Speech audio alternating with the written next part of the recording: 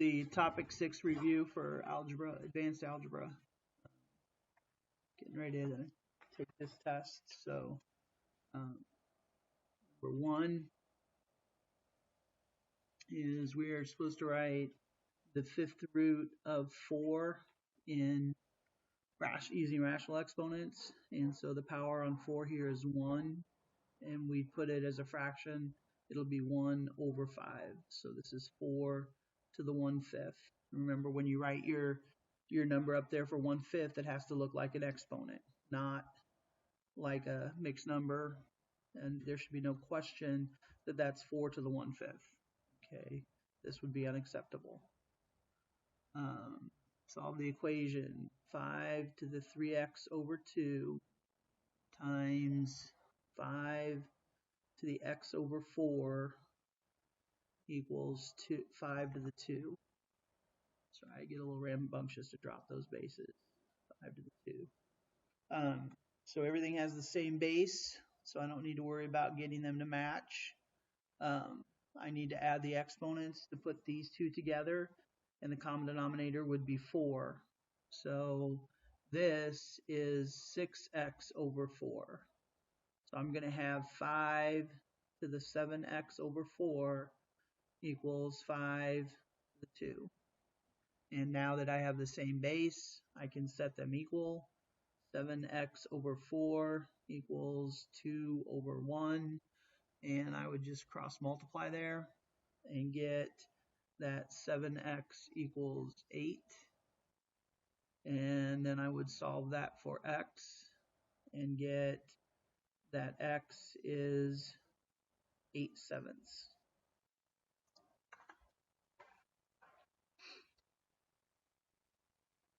Solve the equation. 1/4 to the x plus 1 equals 1/8 to the x plus 2. And these bases do not match. And so that would be my first goal. And I know that 1/4 is 1/2 squared, and that's all being raised to the x plus 1. And I know that 1/8 is 1/2 cubed, and that's all being raised to the x plus 2. And now I multiply those exponents together. So this is 1/2 to the 2x plus 2. And mistakes I saw during the unit where we would put 2x, but we would not distribute the 2 to the other number as well. It's 2x plus 2, not 2x plus 1, equals 1/2 to the 3x plus 6. And again, it's not 3x plus 2, it's 3x plus 6. And now we can set the exponents equal because we have the same base. 2x plus 2 equals 3x plus 6. I would subtract 3x from both sides. At the same time, I could subtract 2. Minus x equals 4. So x is -4. And you're done with that. Number 4 has same thing, just a little bit more complicated. It's 5x to the 1/3 over 5 to the 1/3 equals 5. And this simplifies to 5 to the x over 3 over 5 to the 1 over 3 equals 5. And then when I'm dividing and I have the same base, I subtract those exponents. And so I'll have 5 to the x over 3 minus 1 over 3 equals 5, and that's to the 1 power. And now that I have it written with the same base, I can set those exponents equal. So x over 3 minus 1 over 3 equals 1. And there's a couple of ways I could solve this problem.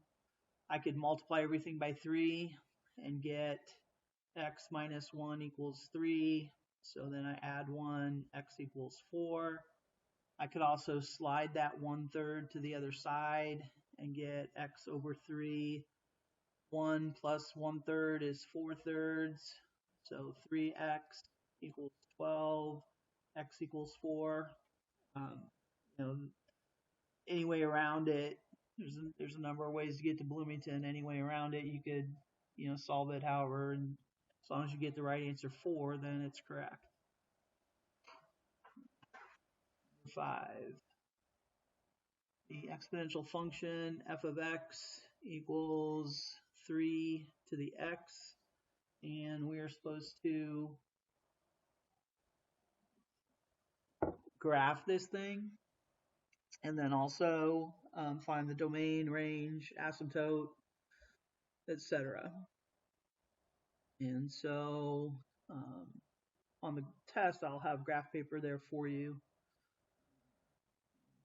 3, 4, 5, 6, 7, 9.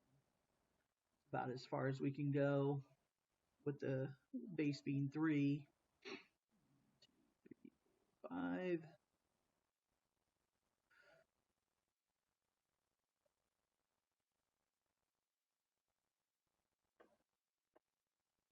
So I plug in 0, I get 1. Plug in 1, 3 to the first power is 3. 2, 3. And I plug in 2, 3 to the second power is 9. So that is already way up there. And then I might want to plug in -1. 3 to the -1 power is 1/3. So that is really, really close to the axis already based on my scale. So I just need to show that this is not touching that axis, and I turn and then I skyrocket, right? And that's going on forever in both directions. And the domain is all real numbers, or you could, if you can make the symbol, you can do that. The range is y is greater than 0. The domain, let's do that again. The y-intercept is right here at 0, 1. And the equation of the asymptote, that's the equation of the x-axis, which is y equals 0. That is all the things, okay? Number 6, I have a table. I'll try to show you this table while we work on this problem. So it's over there. And we're supposed to write an exponential function for the set of points. It is exponential, being multiplied by 3 each time. So our common ratio is 3, and our initial value is also 3. So exponential equation f of x equals a times b to the x. So for this one, f of x equals 3 because that's our first term. And then our common ratio is also 3 to the x. And that would be our answer to that one.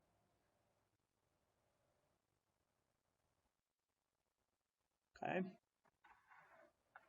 And then we move on to number 7. And number 7 says,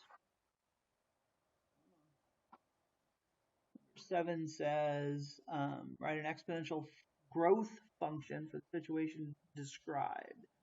So the initial value is 2,000, increasing at 8%. Okay, so that's simple exponential growth. F of x equals a times 1 plus r to the x. And so a is our initial amount, and then 1 plus 0.08. And remember, we've talked about in class, that's not mean, yeah, it's the right answer, but it's not simplified all the way. We need to write, to simplify it all the way, 2000 times 1.08 to the x. And I noticed on some quizzes, some people were dropping this and just writing this. But it says write an exponential growth function. So that means it needs to be an equation.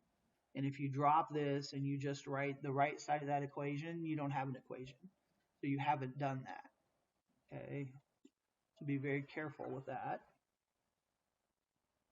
Number 8 says the population of a town is 18,000 and it grows at a rate of 6% per year. What will the population be in 5 years? So again, that is exponential growth. So f of x equals the initial amount, which is 18,000, times 1 plus the rate, which is 0.06. This time the x to the x power is going to be 5. And then we plug that in our calculator. I'm going to scoot this way so you can see calculator as well.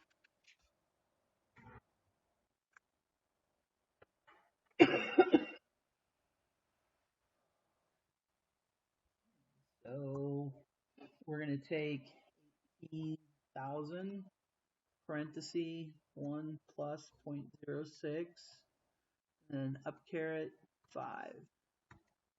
And I'm getting 2408.06.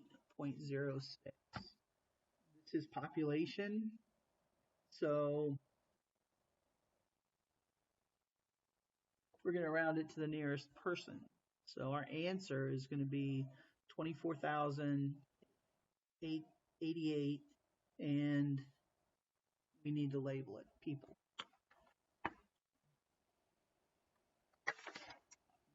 Town isn't dogs, they're cats. Number 9, Leo invests $9,000 at an interest rate of 6%, compounded quarterly.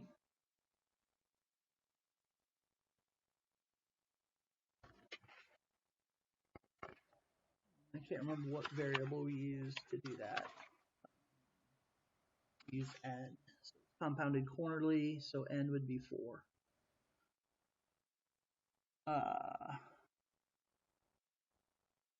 How much is the investment worth at the end of 10 years?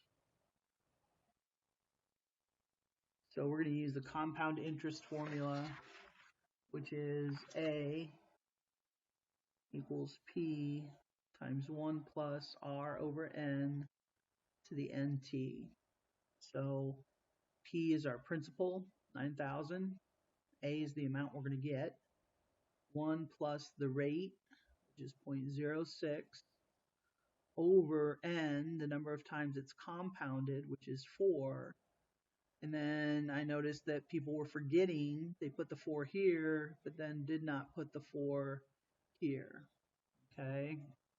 And then when you plug that in your calculator, on my graphing calculator, I can type in 9,000 parenthesis 1 plus 0.06 divided by 4, close that parenthesis, up caret 4 times 10, and notice how it keeps the 10 up there in the exponent. On your TI-30s, it doesn't do that. And so we've talked and talked and talked and said that if I'm going to keep it as 4 times 10, I need to put that in parentheses in the TI-30, okay? Or do the multiplication and raise it to the 40th power, whichever way. Oops, I just cleared that for some reason.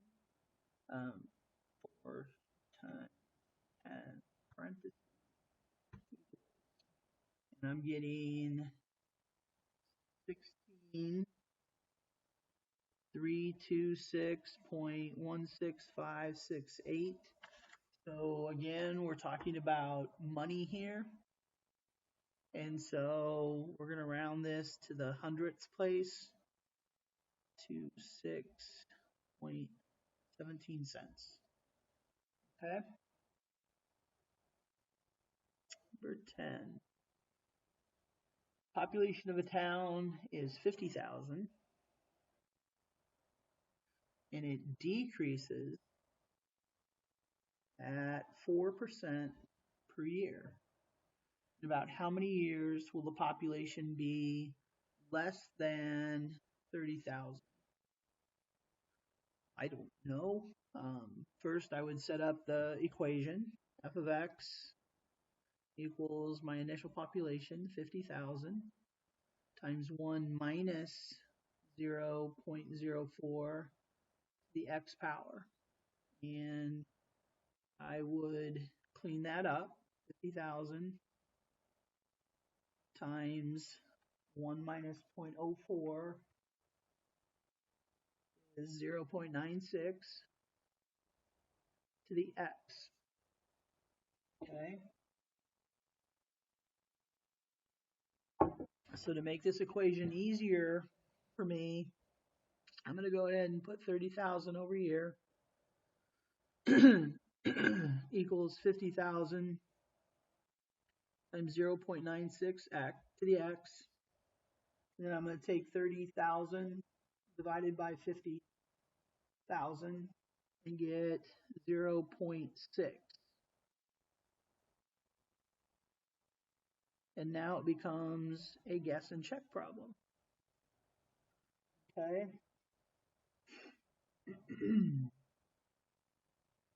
But I am going to use my math skills. I'm going to solve that problem.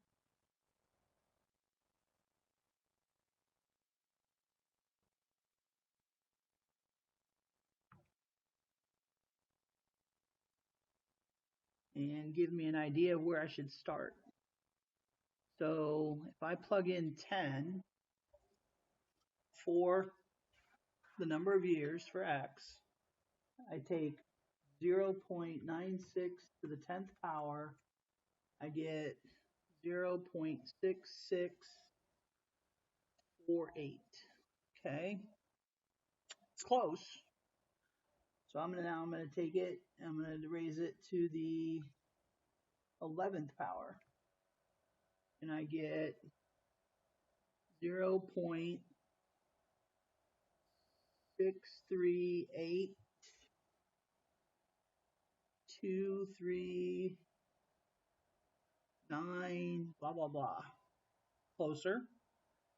Remember, I want the population to be less than this. Okay, so now I'm going to go 0.96 to the 12. I get 0.61271, and still looking good. I'm going to go 13. And so 0.96 to the 13 is 0.5882. So in about how many years will the population be fewer than 30,000? And it's going to be somewhere between 12 and 13 years. And so that would be my answer. I would say somewhere or just between 12 and 13 years. The actual answer is approximately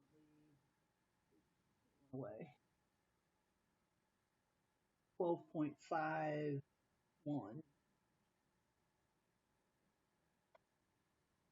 is the approximate answer. But I would settle for between 12 and 13 years. Okay. That is number 10.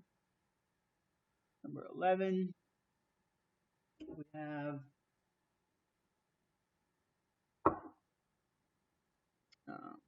14, 7, 7/2, 7/4, 7/8, so on. And is it a geometric sequence? If I don't know for sure, okay, remember you take the second term divided by the previous term. So 7/14 is 1/2. 7/2 over 7 is 1/2. 7/4 over 7 is 7/4 over 7/2, sorry, is 1/2.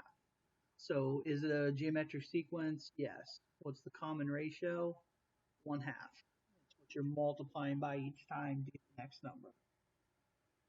And number 12 has 5, 15, 45, 135, 405, boom, and telling you to write the explicit and recursive formulas for this geometric sequence. And it is geometric.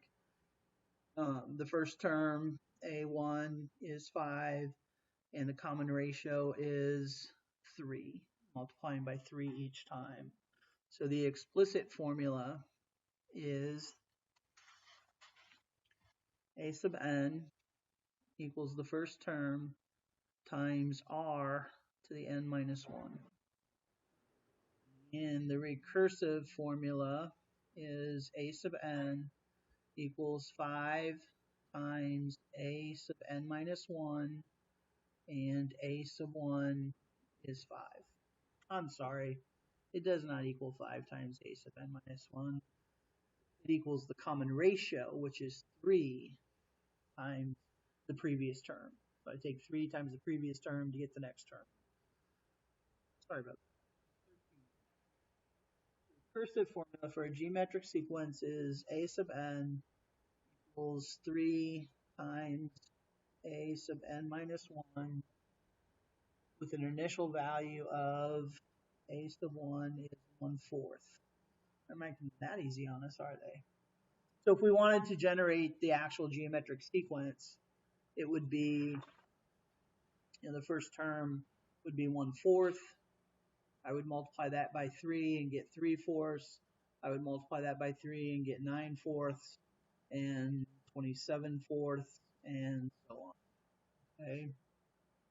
So the explicit formula for that is A sub n equals the first term, which is 1/4, times the common ratio, which is 3 to the n minus 1. Okay. And number 14 says, how does the graph of the function g of x equals 2 to the x plus 5 differ from the parent function f of x equals 2 to the x? And remember that we'll call it h of x so that we don't get confused. H of x is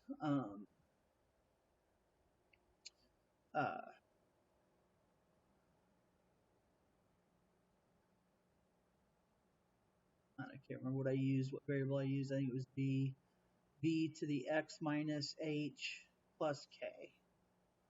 So b is whatever that number is. The h moves the graph left or right h units. The k moves the graph up or down k units. And the h, we take the opposite of what's here, but we take the same as what's with the k. So this graph is going to get moved. This graph is going to get moved up 5.